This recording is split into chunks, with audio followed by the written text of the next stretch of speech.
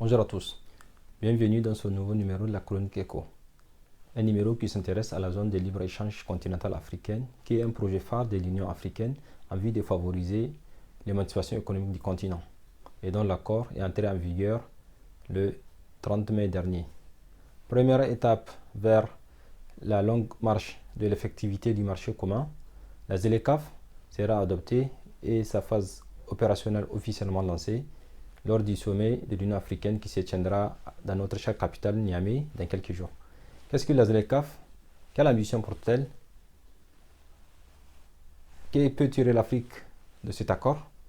Autant d'éléments de réponse dans quelques instants.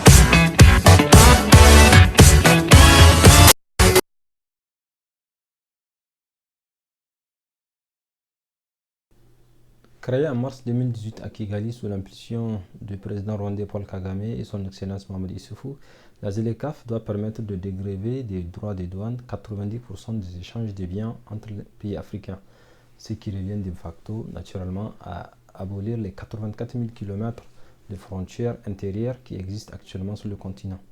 L'objectif étant de stimuler le commerce intra-africain. En effet, le commerce intra-africain reste bien faible en volume et en pourcentage. 18% seulement du total des échanges commerciaux réalisés en Afrique, surtout comparé à d'autres régions du monde, puisqu'il est de 51% en Asie, 54% en Amérique du Nord et 70% en Europe. Donc il s'effectue d'abord entre pays voisins au sein d'une même sous-région, notamment le Sénégal, le Mali, le Bénin, le Niger, le Nigeria, le Cameroun, Gabon, Afrique du Sud, Mozambique, etc. Donc là, la ZLECA devrait se permettre en théorie de développer les échanges entre les différentes sous-régions, à savoir la CEDEAO, la SADC, l'EAC, CEMAC, etc., qui commercent bien plus avec le reste du monde, même si ces échanges ne représentent que 2% du total, qu'entre elles, malgré d'importantes disparités entre elles sur ce plan. Mais pour que l'Afrique commence à commercer davantage avec elle-même, encore faudrait-il qu'elle produise davantage ce qu'elle consomme, plutôt que de l'importer de l'Asie, d'Europe, etc. Donc cela pose naturellement la question des coûts de production et de la compétitivité. D'autre part, les entraves au développement du commerce intra-africain ne sont pas, loin de là, exclusivement juridiques. Il y a en Afrique, en effet, de nombreuses barrières douanières informelles. En outre, le manque d'infrastructures de bonne qualité, performantes, et notamment la route, les voies navigables et aériennes restent également un frein important.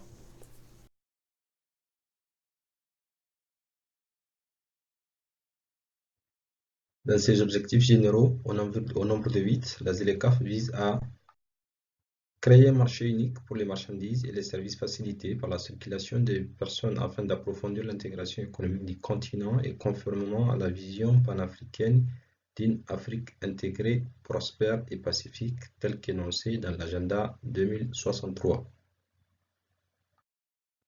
Créer un marché libéralisé pour les marchandises et services à travers des cycles successifs de négociations. Contribuer à la circulation des capitaux et des personnes physiques et faciliter les investissements en s'appuyant sur les initiatives et les développements dans les États parties et les CER.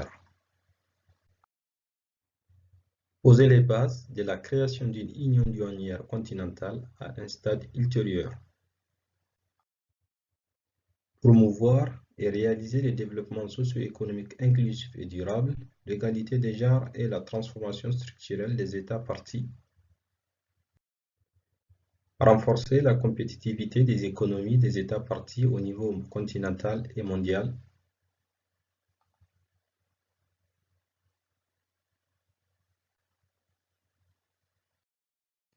Promouvoir le développement industriel à travers la diversification et le développement des chaînes de valeur régionales, le développement de l'agriculture et la sécurité alimentaire, Et enfin, résoudre les défis de l'appartenance à une multitude d'organisations qui se chevauchent et accélérer les processus d'intégration régionale et continentale. En plus des objectifs généraux précédemment présentés, la ZLECAf a des objectifs spécifiques que je vous invite à découvrir via le lien qui s'affiche sur votre écran. Tous ces objectifs visent notamment à augmenter le commerce intra-africain de plus de 35 milliards de dollars par an, donc en valeur, et 60% en volume d'ici 2022.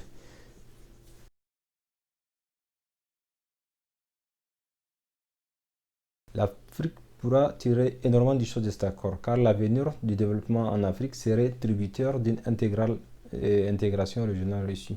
Selon Avuna Kiziakona, directrice du PNUD Afrique, c'est probablement l'une des mesures les plus importantes prises par le continent ces dernières années pour résoudre le paradoxe du marché. La population de l'Afrique dépasse actuellement plus de 1 milliard et devrait atteindre d'ici horizon 2050 à 2,5 milliards. Malgré cela, nos marchés sont petits et fragmentés et n'ont aucune chance d'être compétitifs, de rivaliser à l'échelle internationale, en tout cas s'ils n'ont pas le sens du collectif. Ainsi, le commerce intra-africain augmentera-t-il notre compétitivité en matière de commerce mondial. Pour finir, donc pour permettre à la ZLECA d'optimiser son plein potentiel, les dirigeants africains ne pourront faire longtemps. Selon Michael Chelan, l'économie d'une réflexion sur les systèmes protectionnistes destinés à favoriser le développement d'une base industrielle plus importante sur le continent, ainsi que pour l'agriculture.